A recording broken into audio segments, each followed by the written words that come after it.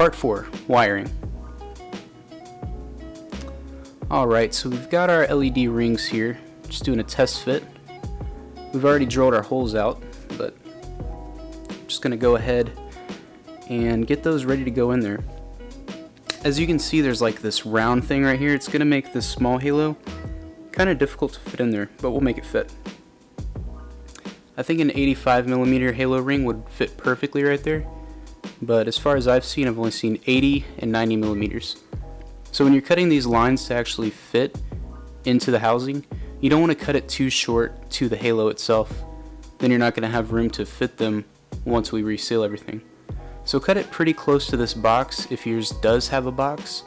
Not every one of them comes with this box. This is just a, I forget what they're called, like a galvanator. They're just to make the LEDs run a certain way so they're not flickering. So we're going to take some fishing line here. This is spider wire, 15-pound test line. It's going to make sure that these halos don't go anywhere once they're in. So go ahead and stick your fishing line through these holes right here and pull it through. And we're not going to snug down the small halo all the way yet. We're going to make sure that we have all the mounting line in there before we do that. So just go ahead, repeat the last step. I'd say about 2 to 3 pieces of fishing line for the small one, and definitely 3 for the large one. So once it's all in there, go ahead and snug up your smaller LED halo in there. Try not to let it slip at all like that. You might scratch the paint. And you want to make sure that you let your paint dry all the way before you start this. That'll definitely help with not scratching it, rubbing off any paint. So you can see we kind of still see the wires right there. You want to try to get it in there as far as you can so you don't see those wires. I think we do eventually get it in there just far enough. There we go. Alright, so don't do this. I made the mistake of picking up this Gorilla Glue that actually dries white. So when I put it on this hole, you already know what it did. It foamed up and it seeped through to the other side. You could actually see it once we sealed up the halo. So yeah, don't do that. Definitely I would say use the butyl glue that we're going to use for the reseal to plug those holes, and then if you have to, use the white glue, or better yet, just buy some super glue and it'll hold a lot better, and you're not going to have that nasty see-through foam on the other side. So just go ahead and smear this on the fishing line. Go ahead and get it flat against the surface right there.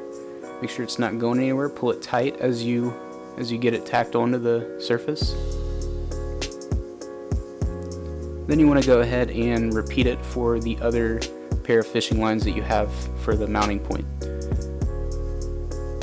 Pull that tight, make sure it's not going anywhere, and bring it all the way out.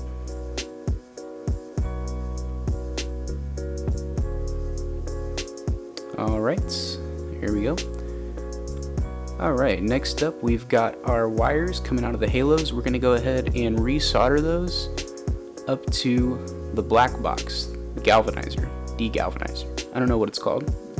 So get your wire cutters, wire strippers, go ahead and bite off a little bit of the insulator there to expose some of the copper wire.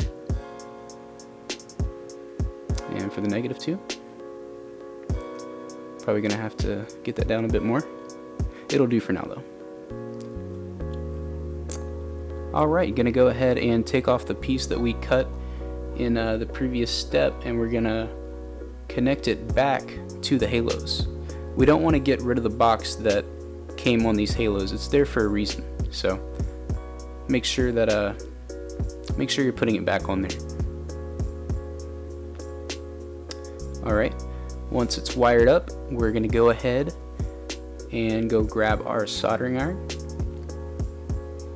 And using a rosin core, you want to make sure it's rosin core so that none of the electrical components are messed up. Go ahead and tin your tip. Let it smoke up a second. And you're going to connect it to the bottom of the wire here, heating up the wire. You don't want to actually apply the solder directly to the tip, like I'm doing here. Don't do what I'm doing here. You want to let the wire heat up and then apply the solder to the wire. Alright, once we're good there, go ahead and put our soldering iron back haphazardly. And now we're going to connect our negative leads. So ideally you want to kind of mesh them together. Doing the twisting like that, it's not ideal, but the wires here are really thin. So as long as you don't make a cold solder or anything like that, then your connection should be fine. Alright, we're going to repeat the solder step for the negative line here. Go ahead and let the solder do the work. Let it soak into the wire. Make that connection nice and strong. Just breathe in the solder fumes as you go. It helps your work out. There we go. Alright, and we're going to put some heat shrink on there so that our wires aren't connecting or touching any metal surfaces. There we go. And for the negative, do that as well.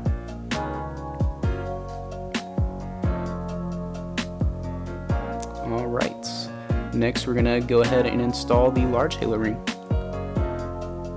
So you want to do the same thing we did for the small one. Go ahead and cut it off pretty close to the galvanizer box. You don't want it really close to the halo. It's just going to mess up your fitment and make your life harder when you go to reseal. So the 110mm halo ring fits in there really well.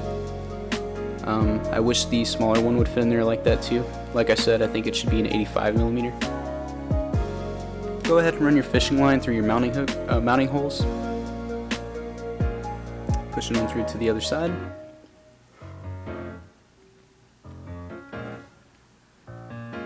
Just like so. And do that for your other mounting point as well.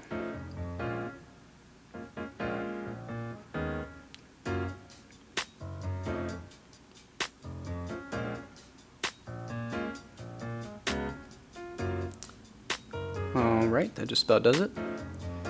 And here we go again with the white glue. Just gonna, spread that all over the hole right there. Make my life worse. There we go. And for the bottom, you can actually, if you drill it directly into the bottom through this, where this clip is for the circuit card assembly, you can wrap it around this, and then of course put the white glue on there so that it pokes through to the other side like an idiot. Ah yes, just glob it on there. Perfect. Yes, great. Just what I wanted to do. But yeah, if you use that post as an anchor point, it actually works out pretty well. So now, just like the small halo, we're going to go ahead and resolder the connection to our galvanizer box. Start on the positive side here. Just like before, heating up the wire, ignoring that fact, and then putting the solder directly onto the tip. And now we're going to put our heat shrink on. Just get that right over your connection. And heat it up, and you'll be good to go. You can also use butt connectors here. I did my last DIY halo install with butt connectors, and from what I've said previously, that install did not go very well, so I think that was part of the problem. I was having fitment issues towards the end. It's part of the reason that the paint cracked, or the paint scratched on the around the reverse light bezel. After I painted it black, I kind of scratched it, so I messed it up there. Alright, so now we have both boxes resoldered to the halos. We're going to go ahead and fit this on. Now this is actually the brake circuit card, brake light circuit card. So all these LEDs, they act as brakes. So I don't want any of these LEDs to show anymore while I'm operating the car. I'm going to be using tail-as-Turn, so the halos are going to be operating as running lights, brake lights, and the turn signals all together. So what I'm going to do is I'm going to cut these two wires that head to this this disc brake LED right here, and this is what I'm going to use to wire up the halos. Now I was going to do that also with the with this plug here, but I ended up not doing that because as you can see they're both black, so I wasn't sure which one was positive, which one was negative. I kind of assumed that it would be the same as the other plug, but I know as soon as I go assuming stuff, it always comes back to bite me. Alright, we're going to take the brake circuit card assembly and go ahead and put it back into place so that we can continue with the wiring portion. Go ahead and sink these 4 clips that we took out. Make sure they all pop back into place. Just like so. And next up, we're going to go ahead, take these lenses that we took out earlier, put them back into place. So we got the turn signal lens here. Make sure that the little plastic bit that we had to break off during the removal of it is actually oriented correctly in there. Alright, and then the LED lens right here, go ahead and put that in. Slides directly in just like that. Alright, so a fitment note. So see a little black box right there. I actually had to remove the disc of LEDs right there to make room for the small black box. It's right there.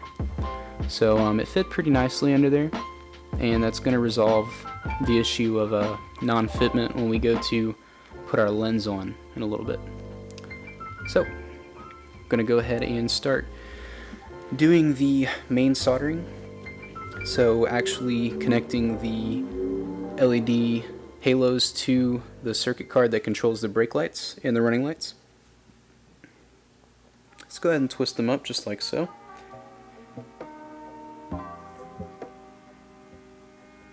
Make sure it's a solid twist.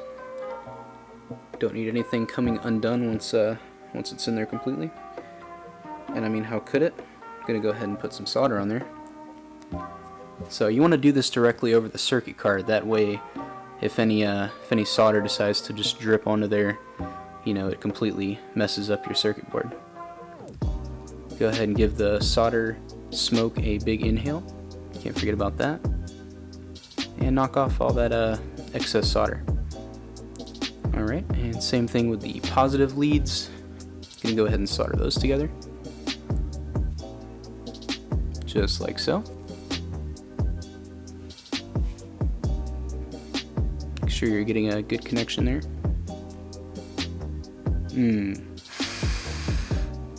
Yes. Solder smoke. It's good for your lungs. I think it was better when they had lead in there though. But it's not so bad now. Go ahead and wipe off that excess solder and replace your soldering gun. You're not going to need it anymore. Alright, I'm going to go ahead and heat up this heat shrink. And that nice and snug against the wires here. Same thing with the negative lead side. There we go. And should be good to go. Alright, so now we're going to actually put the chrome housing back into the main housing assembly. And you want to make sure that you put the side with side marker in there first. There's a clip in there, and if it doesn't seat very first before all the other clips, it's not really going to go in correctly. It's gonna cause a fitment issue. So let's go ahead and fix that while we're ahead. Alright, and go ahead and make sure the other 4 clips are in there, and you'll be good to go for reseal. Part 5, resealing. Alright, so we got this butyl glue. I'll leave a link to it in the description. You just want to go ahead and take a nice thick pencil-sized portion and just lay that directly onto the lens. You don't even have to get on the ridge here. No, but in all seriousness, you don't need this thick of a bead on there. I don't know what I was thinking here. I do fix it later on. I stretch it out as I go further. So you'll see that. Alright, we're gonna go really fast now.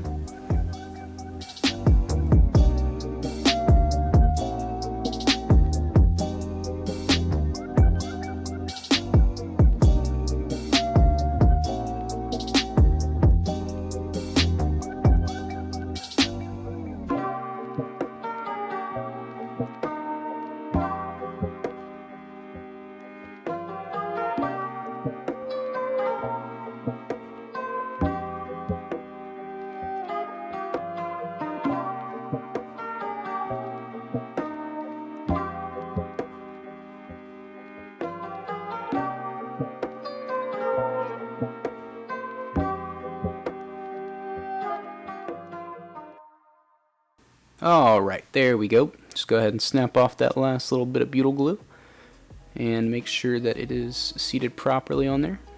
You might want to go around it one more time just to make sure everything's in there correctly. Now before we permanently seal it, like I already did, you just want to check the actual functioning of the brake lights. Make sure everything's connected properly internally, and that you don't have some dud halos or something crazy like that. So take them out to your car, hook them up, turn them on. They look great. Alright, it is time to seal.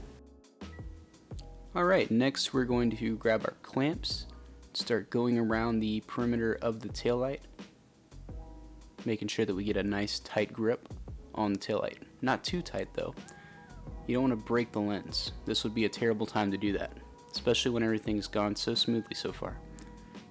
So get a couple different types of clamps. You can see me using a squeezy clamp here. I think that's what they're called. Let's go ahead and set our taillight down and get ready to start applying some heat.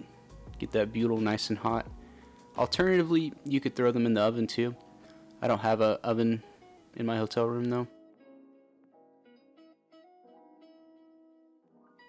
Alright, let's get our heat gun and speed things up a little bit.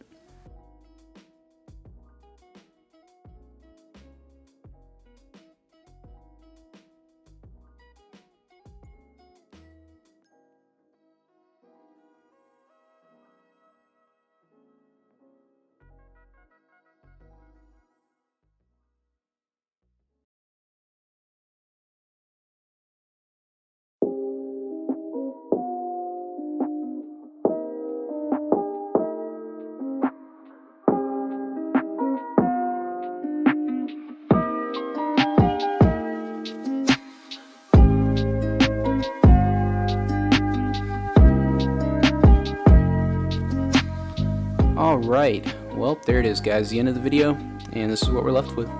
I'm actually pretty happy with the result, and also that's not glitter in the lens, that's actually rain.